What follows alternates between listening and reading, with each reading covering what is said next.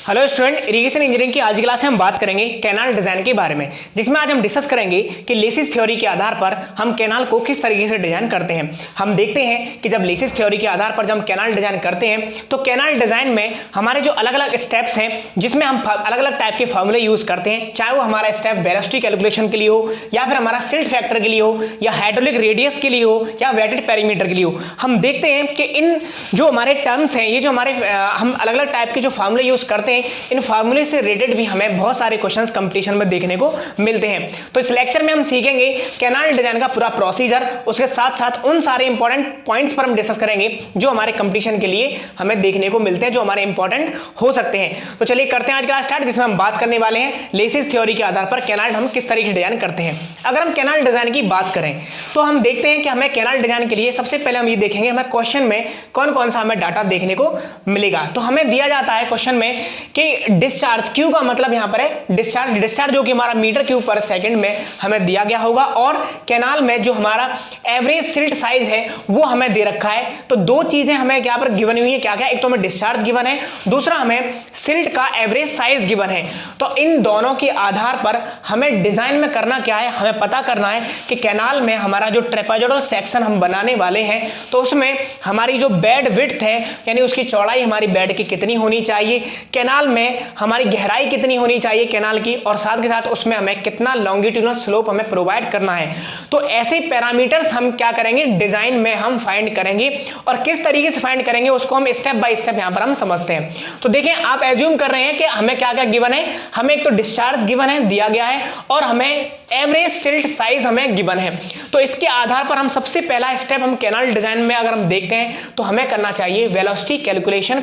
तो velocity calculation के लिए लेसी ने अपनी थ्योरी में वेलोसिटी कैलकुलेशन के लिए अपने ही फार्मूले यहां पर बताए हुए हैं। तो उस फार्मूला हमारा कौन सा है, तो देखें, सबसे पहले अगर हम बात करें वेलोसिटी के लिए हम यहां पर देखेंगे जो फार्मूला हम यूज करते हैं। तो वेलोसिटी अगर आप कैलकुलेशन करना चाहते हैं, जबकि आपको वेलोसिटी अगर आप कैलकुलेशन करना चाहते हैं तो आप फार्मूला यूज करेंगे v equal to velocity v equal to Q F square upon 140 की पावर 1/6। इस फार्मूले को आप यूज करेंगे। इस फार्मूले में देखें क्या क्या चीज है। यहां पर जो वेलोसिटी है वो हमने v से डिनोट की हुई है, और यहां पर q है डिस्चार्ज जो कि हमारा मीटर क्यूब पर सेकंड में है, और f है यहां पर हमारा सिल्ट फैक्टर। f क्या है यहां पर हमारा सिल्ट फैक्टर, और उसमें हमारा क्या है क्यू एफ स्क्वायर अपॉन 142 की पावर, यानी जो होल पावर हमारी 1/6 है। तो इस फार्मूले को यूज करके हम क्या फाइंड कर सकते हैं, हम कैनाल में क्या फाइंड कर सकते हैं, डिस्चार्ज के आधार पर हमारी वेलोसिटी कितनी होनी चाहिए। लेसिस थ्योरी ने अपनी वेलोसिटी कैलकुलेशन के लिए अपना जो फार्मूला दिया है वेलोसिटी के लिए, वो हमारा ये वाला फार्मूला हमें देखने को मिलता है। इसके साथ साथ अगर हम बात करें, अब यहां पर हम किस तरीके से फाइंड करेंगे सिल्ट फैक्टर, क्योंकि जब तक हम वेलोसिटी हम तब तक नहीं फाइंड कर पाएंगे जब तक कि हमें सिल्ट फैक्टर की वैल्यू पता ना हो।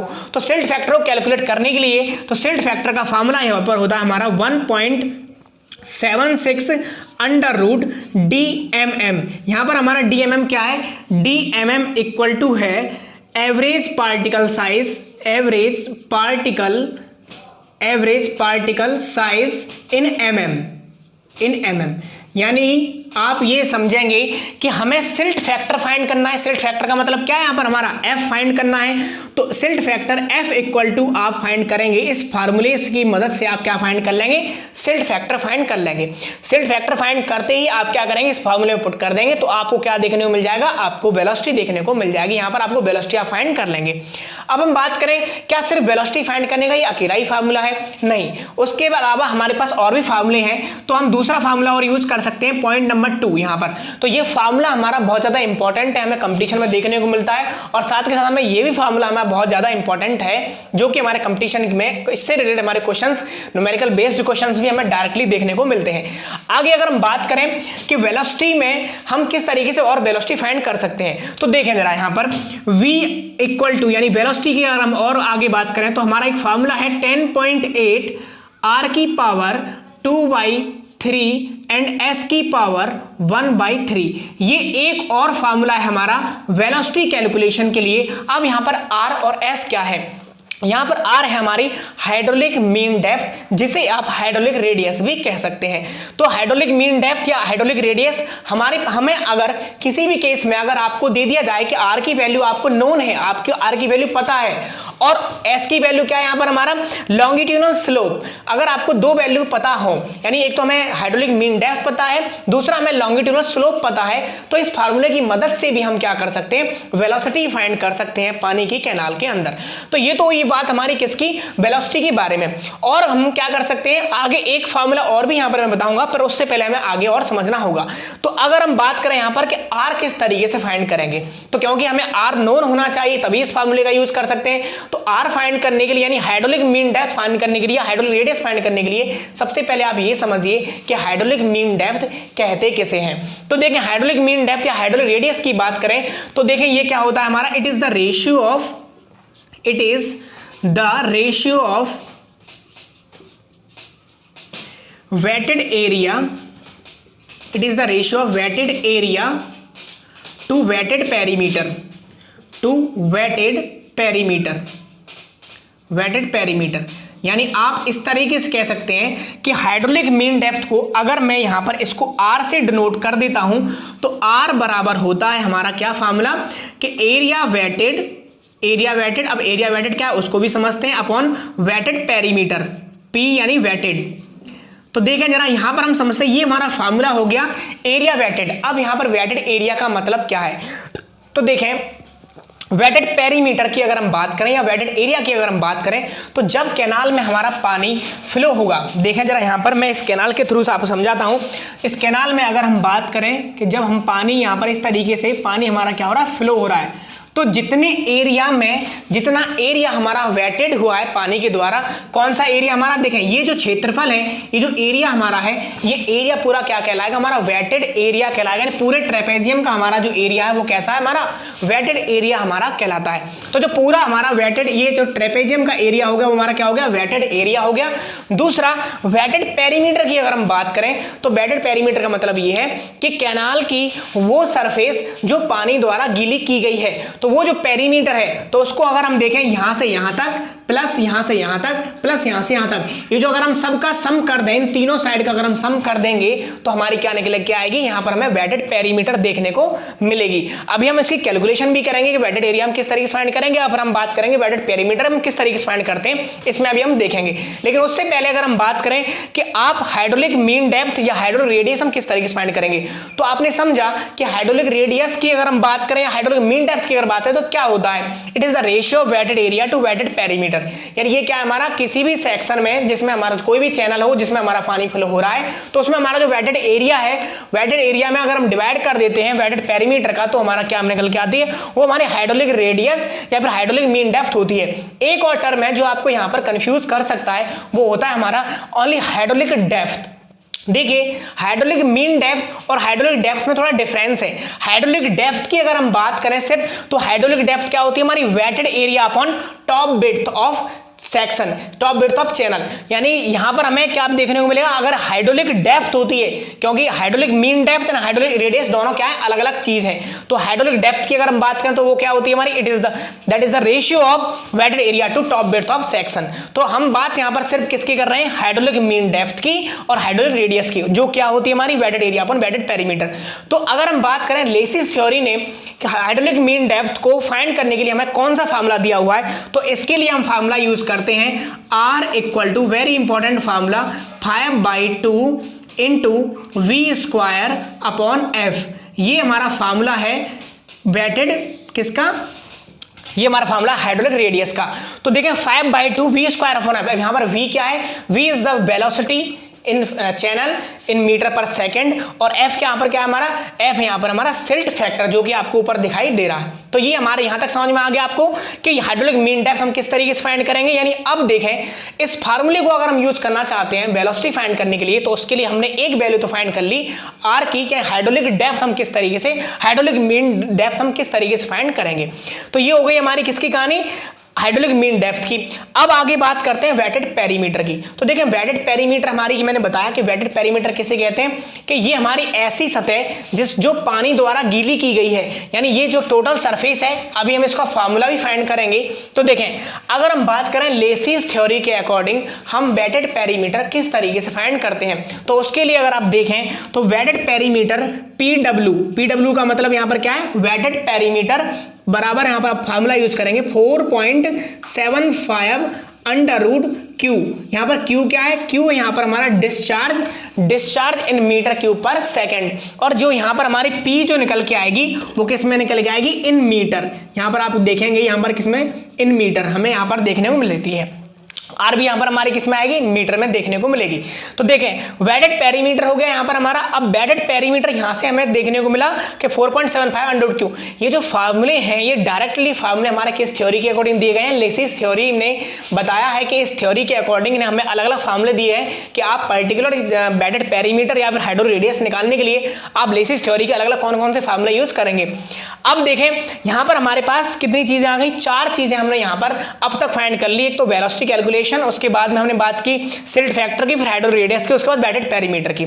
अब देखें आगे अगर हम बात करें required area of cross section, यानी कि हमें क्रॉस सेक्शन का कितना एरिया चाहिए इस डिस्चार्ज को बहाने के लिए, इस डिस्चार्ज के लिए हमें कितना सेक्शन एरिया रिक्वायर्ड है। तो हमें हमेशा से फार्मूला याद रहता है Q = AV। तो यहां से देखें अगर एरिया आप फाइंड करना चाहें, अगर सिर्फ आप एरिया की बात करें तो क्या आप यहां से इस तरीके से करेंगे, Q/V यहां से कर सकते हैं। तो यहां से हमें क्या मिल जाएगा, एरिया देखने को मिल जाएगा। ए क्या है यहां पर हमारा, ए है यहां पर, देखें ए है यहां पर एरिया, और Q क्या है यहां पर हमारा, डिस्चार्ज मीन मीटर क्यूब पर सेकेंड, और V क्या है यहां पर हमारी, वेलोसिटी। तो देखें यहां पर हमने देखा Q = AV से हम यहां से एरिया फाइंड कर सकते हैं। अब देखें लॉन्गिट्यूडनल स्लोप्स को समझने से पहले अब यहां पर मैं स्टेप बाय स्टेप आपको बताता हूं। सबसे पहले आप क्या करेंगे, सबसे पहले हम समझते हैं इस सेक्शन के बारे में कि इस सेक्शन में हम कुछ डायमेंशंस को फिक्स करते हैं। उसके बाद देखेंगे कि एरिया हमारा कितना होना चाहिए और वेटेड पेरीमीटर हमारा फार्मूला क्या देखने को मिलेगा। तो देखें जरा ध्यान से, हम बात कर रहे हैं सिर्फ सेक्शनल एरिया की, यानी क्रॉस सेक्शन एरिया। तो क्रॉस सेक्शन एरिया की अगर हम बात करें, क्रॉस सेक्शन एरिया की अगर आप बात करेंगे तो देखें जरा यहां पर क्रॉस सेक्शन एरिया यानी ए की अगर हम बात करें तो देखें जरा यहां पर किस तरीके से फाइंड करेंगे।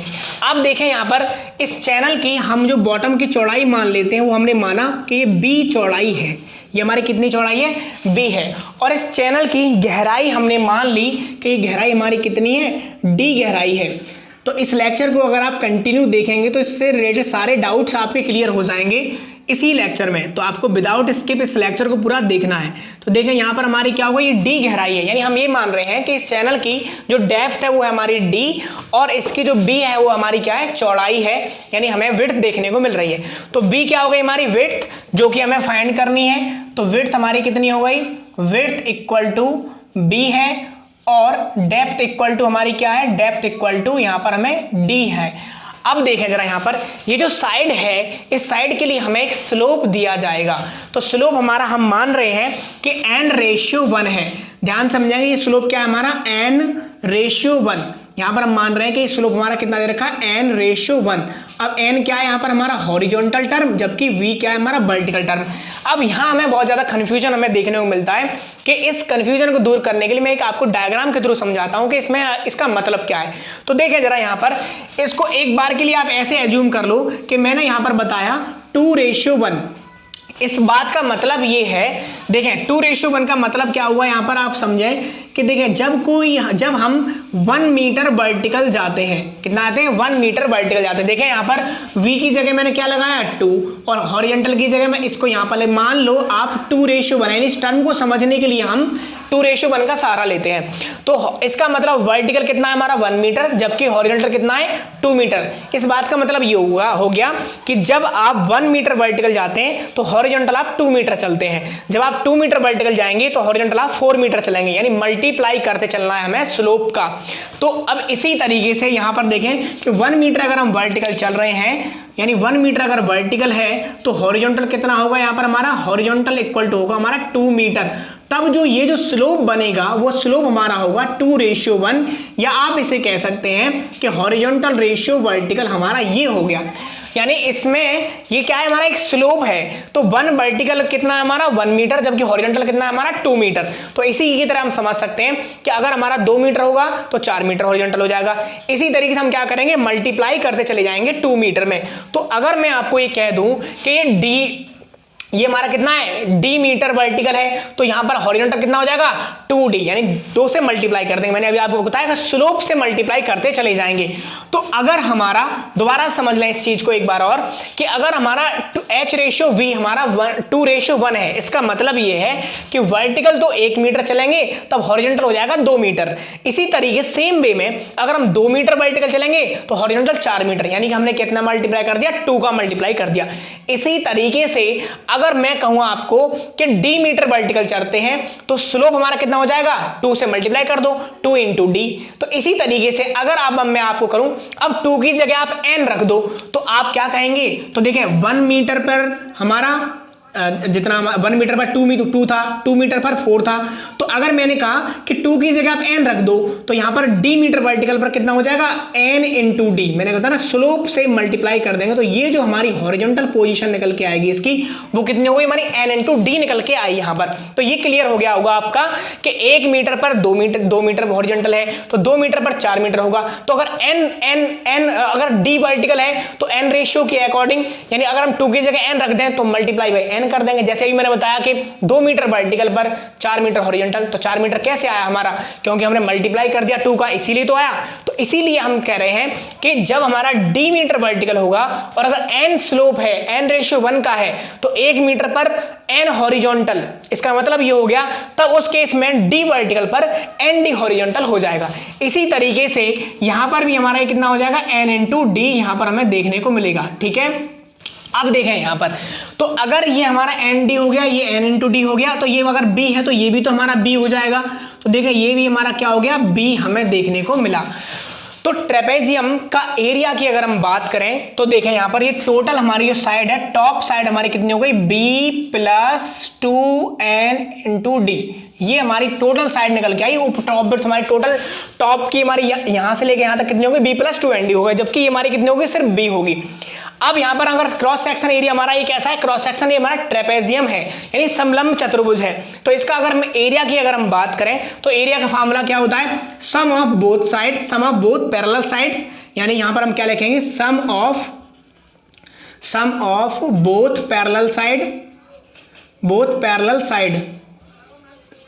पैरेलल साइड और मल्टीप्लाई बाय अपॉन 2 और मल्टीप्लाई बाय हाइट, यानी कि डेप्थ। मैं यहां पर इसको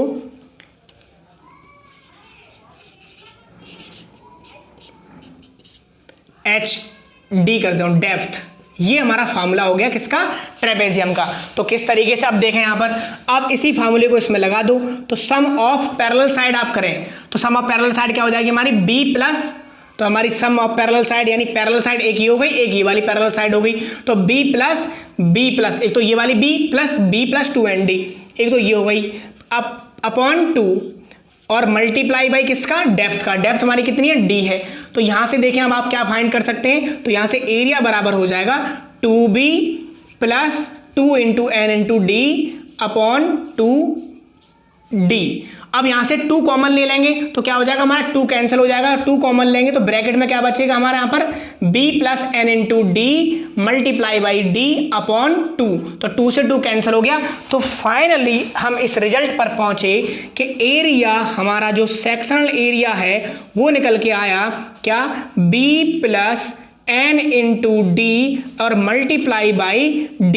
तो ये जो फार्मूला है, अब देखें जरा यहाँ पर, जब हम इसका सेक्शनल एरिया अभी यहां पर फाइंड कर रहे थे तो आपको Q की वैल्यू पता है, V की वैल्यू भी आपको पता है और एरिया की वैल्यू एक फिक्स क्वांटिटी में निकल के आएगी और इसी क्वांटिटी को हम क्या रख देंगे, यहां पर रख देंगे। तो हमारी एक इक्वेशन बन जाएगी B और D के टर्म में यहां पर, क्योंकि n तो हमें स्लोप पता होता है तो, और नहीं पता होता तो हम एज्यूम करते हैं कितना, अभी बताता हूं। तो यहां पर हमें B और D के टर्म में एक इक्वेशन बन जाएगी। तो हम यहां पर ये कहेंगे कि एरिया बराबर क्या है हमारा formula, B + n × d and multiply by D. तो ये हमारा फार्मूला निकल के आया किसका, यहीं से हमें देखें न्यूमेरिकल वैल्यू एक फिक्स क्वांटिटी हमें यहां से देखने को मिल जाएगी, यहां पर रख देंगे तो यहां पर हमारा एक फार्मूला बन जाएगा, एक इक्वेशन बन जाएगी बी और डी के टर्म में, क्योंकि एन तो हमें पता होता है, नहीं पता होता है तो एज्यूम कर लेते हैं। ठीक है, अब देखो ये तो हो गई हमारी किसकी बात, एरिया की बात। अब बात करते हैं हम किसकी, नेक्स्ट हमारी प्रॉब्लम हो गई तो हम सेक्शन एरिया की बात की। अब हम बात करते हैं वेटेड पेरीमीटर के बारे में। अगर आप वेटेड पेरीमीटर के बारे में अगर आप बात करेंगे तो किस तरीके से देखें जरा, यहां पर वेटेड पेरीमीटर को हम PW से डिनोट कर रहे हैं। तो अब वेटेड पेरीमीटर को देखें जरा ध्यान से। वेटेड पेरीमीटर को अगर हम समझें तो आप देखिए जरा, यहां पर ये हमारा एक कौन सा ट्रायंगल बन रहा है, यानी हमें क्या फाइंड करना है, वेटेड पेरीमीटर का मतलब क्या था, किसी भी सेक्शन की ऐसी सरफेस जो पानी के कांटेक्ट में है उन सभी सरफेस का सम हमारा वेटेड पेरीमीटर कहलाता है। यानी ऐसी सतह जो पानी कांटेक्ट में है उन सभी को जोड़ दें तो हमें क्या मिल जाएगी, वेटेड पेरीमीटर मिल जाएगी, यानी ऐसी सतह मिल जाएगी जो गीली है। तो यहां से लेके यहां तक प्लस यहां से लेके यहां तक प्लस यहां से लेके यहां तक हमें फाइंड करना है। तो कैसे फाइंड करेंगे, देखें आप जरा, ये हमारे पास कितना है, डी है, और ये कितना है, एन डी है। तो यहां पर आप देखें ये तो हो गया लंब, ये आधार, ये क्या बन जाएगा, कर्ण, यानी ये परपेंडिकुलर, ये बेस, ये हमारी हाइपोटेनियस। तो अब उसके लिए क्या करें, कैसे फाइंड करें, यहां पर हमारा 90 डिग्री का एंगल है तो यहां पर हम क्या करें, पाइथागोरस थ्योरम लगा देंगे। तो यहां पर हमें मिलेगा अंडर रूट डी स्क्वायर, क्या होता है हमारा, कर्ण का स्क्वायर बराबर लंब का स्क्वायर प्लस आधार का स्क्वायर, यानी हाइपोटेनियस का स्क्वायर बराबर परपेंडिकुलर प्लस बेस का स्क्वायर। वही फार्मूला यहां पर हम लगाएंगे। तो परपेंडिकुलर का स्क्वायर प्लस बेस का स्क्वायर, तो एन स्क्वायर डी स्क्वायर। तो यहां से क्या आ जाएगा, कॉमन, डी स्क्वायर कॉमन आ जाएगा। तो यहां से आप क्या लिख सकते हैं, D under root 1 plus N square, यानी ये जो साइड है वो साइड हमारी ये वाली हमें देखने को मिलेगी, ये वाली, देखिए ये फार्मूला देखने को मिला। तो यहां से जब ये वाली साइड इतनी है तो इसकी भी हमारी इतनी ही साइड होगी। तो अब यहां से हम कह सकते हैं कि वेटेड पेरीमीटर बराबर क्या हो जाएगा, D under root 1 plus N square plus यहां से यहां तक बी प्लस यहां से लेके यहां तक भी सेम कितनी हमारी, D under root 1 plus N square. जैसे ये वाला फाइंड किया वैसे ये वाला फाइंड कर लेंगे। तो ये वाली हो जाएगी D under root 1 plus N square. अब आप देखें वेटेड पेरीमीटर को ऐड कर दें सारा, तो यहां से वेटेड पेरीमीटर आपकी निकल के आ जाएगी कितना, B plus 2d under root 1 plus N square. तो ये जो फार्मूला निकल के आया है ये फार्मूला भी हमारा वेटेड पेरीमीटर में यूज होगा।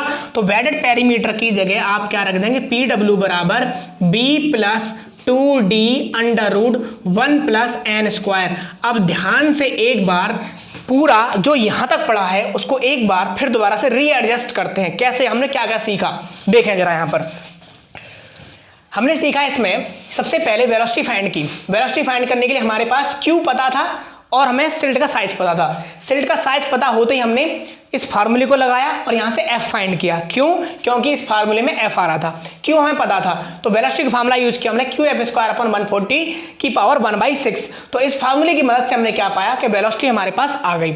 दूसरा, हम वेलोसिटी फाइंड करने के लिए एक और फार्मूला यूज कर सकते हैं जो हमारा है 10.8 r की पावर 2/3 और s की पावर 1/3। उसके लिए हमें हाइड्रोलिक मीन डेप्थ पता होनी चाहिए और हमें लॉन्गिट्यूडनल स्लोप पता होना चाहिए। अगर पता है तो इस फार्मूले से भी हम वेलोसिटी फाइंड कर सकते हैं। दूसरा सिल्ट फैक्टर हो गया। हाइड्रोलिक मीन डेप्थ के लिए हमारा हम जानते हैं it is a ratio wetted area to wetted perimeter in section. तो ये हमारा जो चैनल में हमारा जो वेटेड एरिया वेटेड पेरीमीटर का जो अनुपात होता है उसे हम क्या कहते हैं, हाइड्रोलिक रेडियस कहते हैं। अब यहां पर वेटेड एरिया और वेटेड पेरीमीटर आप लगाएं तो आर की वैल्यू आपको पता चल जाएगी। लेकिन लेसिस ने बताया है, ये तो सिर्फ मैंने आपको इंट्रोडक्शन के लिए बताया कि हाइड्रोलिक मीन डेप्थ का मतलब क्या है, लेकिन लेसी ने बताया कि आप डायरेक्टली फार्मूला यूज करेंगे 5/2 v स्क्वायर। ये लेसिस थ्योरी में ये फार्मूला हमारा दिया गया है कि 5/2 v स्क्वायर अपॉन f। इस फार्मूले को यूज करेंगे तो हाइड्रोलिक मीन डेप्थ हमें पता चल जाएगी। v यहां पर क्या है, वेलोसिटी, जो कि हमें यहां पर पता चल चुकी है, और f की वैल्यू हमें यहां से पता है।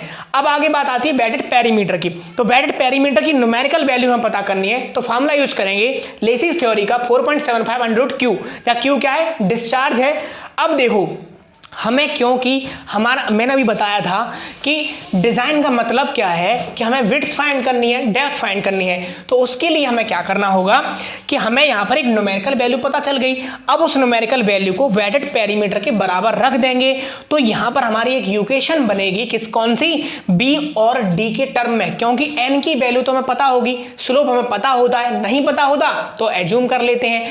तो अब एज्यूम कितना करेंगे, तो स्लोप एज्यूम की अगर हम बात करें, slope assume in case of not given, तो अब हम यूज करेंगे कितना, 0.5:1। इसका मतलब है हॉरिजॉन्टल रेशियो वर्टिकल, ये स्लोप हम एज्यूम कर लेंगे। तो यहां पर n की वैल्यू कितनी हो गई हमारी, हो गया n/1, तो n की वैल्यू हो गई 0.5।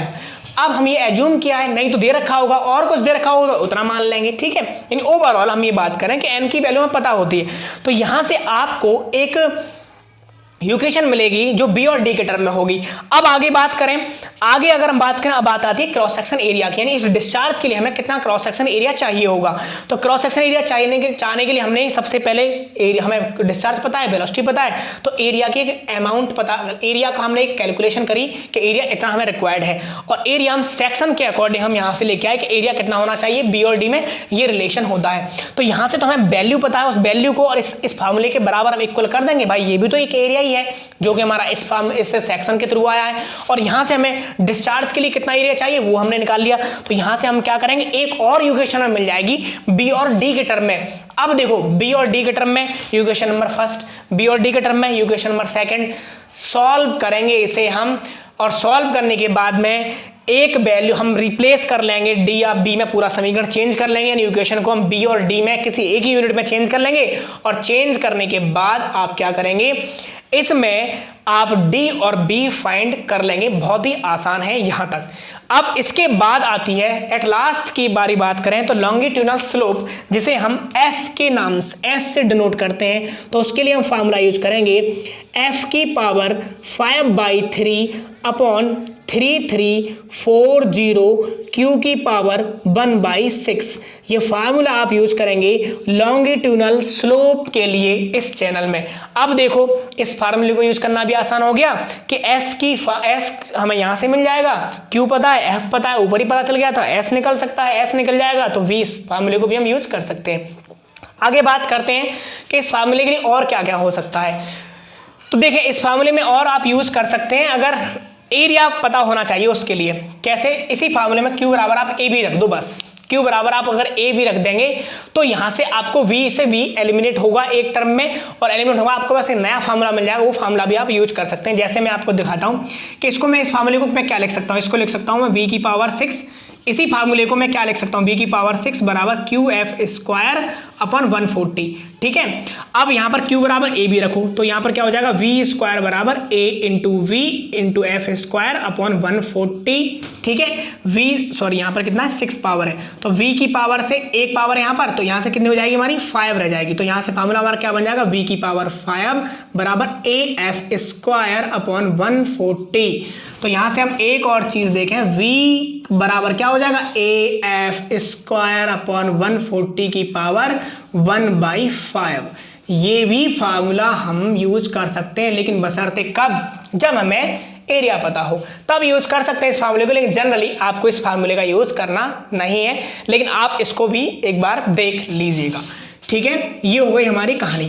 अब रह गया एट लास्ट हमारी स्कोर डेप्थ क्या है, उसको हम समझते हैं। तो देखें जरा, पिछले लेक्चर में मैंने आपको बताया सिल्टिंग किसे कहते हैं, स्कोरिंग किसे कहते हैं, और क्रिटिकल वेलोसिटी रेशियो और रिजिम चैनल के बारे में हमने पिछला लेक्चर डिटेल में पढ़ा था, जिसमें हमने देखा था कि लेसिस ने अपने रिजिम की 3 कंडीशंस बताई थी, इनिशियल रिजिम, फाइनल रिजिम और ट्री रिजिम के बारे में।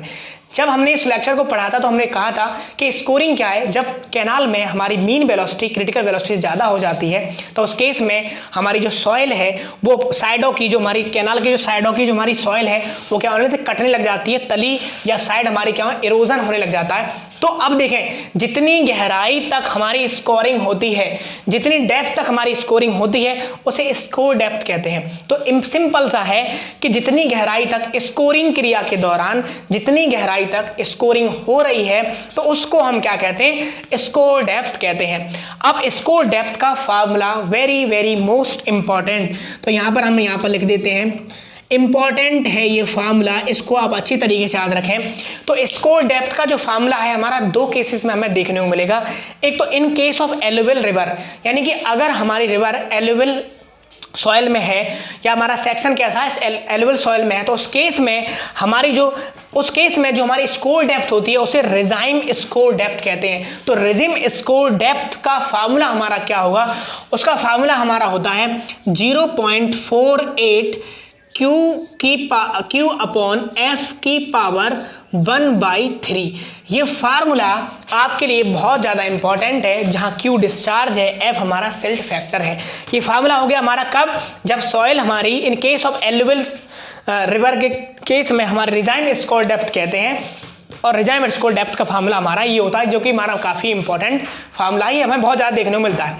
उसके बाद करें in case of other river, यानी एलुवियल रिवर के अलावा अगर किसी और हमारी सॉइल में हमारा सेक्शन है, तो उस केस में हमारी स्कोर डेप्थ जो होती है वो नॉर्मल स्कोर डेप्थ कहलाती है। और नॉर्मल स्कोर डेप्थ हमारा जो फार्मूला होगा वो फार्मूला हमारा होता है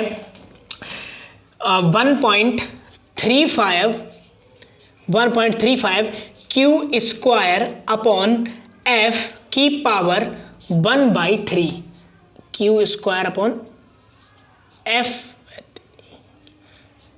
1/3।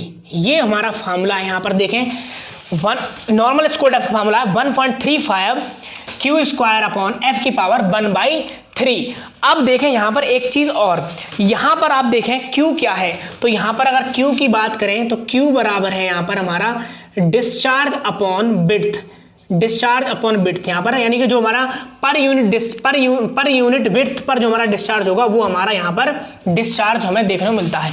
तो ये हमारा नॉर्मल स्कोर डेप्थ का फार्मूला है और ये हमारा रिजाइम स्कोर डेप्थ का फार्मूला है, जो कि ये फार्मूले दोनों ही कैसे हमारे काफ़ी इंपॉर्टेंट है, हमें देखने को मिलता है। यहाँ से क्वेश्चंस हमें ज़्यादा देखने को मिलते हैं कंपटीशन में।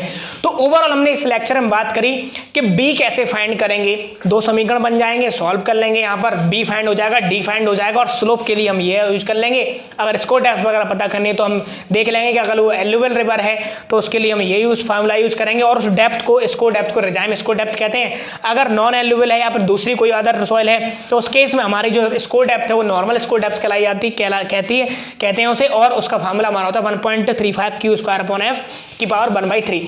तो ये थी हमारी आज की क्लास, जिसमें हमने बात करी डिफरेंट टाइप के फार्मूलों पर, और ये फार्मूले जितने भी यहाँ पर हमने लिखे हुए हैं ये सभी फार्मूले आपके लिए बहुत ज़्यादा इंपॉर्टेंट है, जरूरी है, इनकी पूरी क्लास आपकी बहुत ज़्यादा इंपॉर्टेंट है, इससे हमें देखने को मिलते हैं, भरमार रहती है क्वेश्चनों की। तो उम्मीद करता हूँ लेक्चर समझ में भी आया होगा और ये आपको अच्छा भी लगा होगा। अगर ये लेक्चर आपको अच्छा लगा है तो इसको लाइक करें, वीडियो को ज़्यादा से ज़्यादा शेयर करें और अपने फ्रेंड चैनल को सब्सक्राइब भी करें। धन्यवाद, मिलते हैं नेक्स्ट लेक्चर में।